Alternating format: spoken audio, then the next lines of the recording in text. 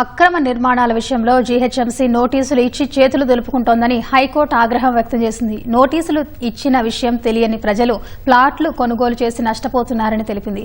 ఇలాంటి అక్రమ నిర్మాణాలకు నోటీసులు జారీ చేసినప్పటికీ వాటి ముందు ఇవి అక్రమ నిర్మాణాలంటూ పెద్దగా బోర్డు ఏర్పాటు చేస్తే ప్రయోజనం ఉంటుందని పేర్కొంది.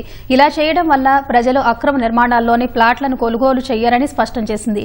నిర్మాణదారు కూడా తమ సంస్థ ప్రతిష్ట దెబ్బతింటుందనే భయంతో తగిన అనుమతులు పొందాకే పనులు కొనసాగించే అవకాశం ఉందని పేర్కొంది. హైదరాబాద్ మహారాజ్ గంజ్లోని తోటగూడలో అనధికారిక నిర్మాణాలపై ఉత్తర్వులు జారీ చేసిన కూల్చివేతలు చేపట్టకపోవడాన్ని సవాల్ చేస్తూ దాఖలైన పిటిషన్పై విచారణ చేపట్టిన హైకోర్టు జీహెచ్ఎంసీ తీరుపై అసంతృప్తి వ్యక్తం చేసింది. అక్రమ నిర్మాణమని తేల్చి ఉత్తర్వులు జారీ చేసిన తర్వాత ఎందుకు చర్యలు తీసుకోవడం లేదని ప్రశ్నించింది.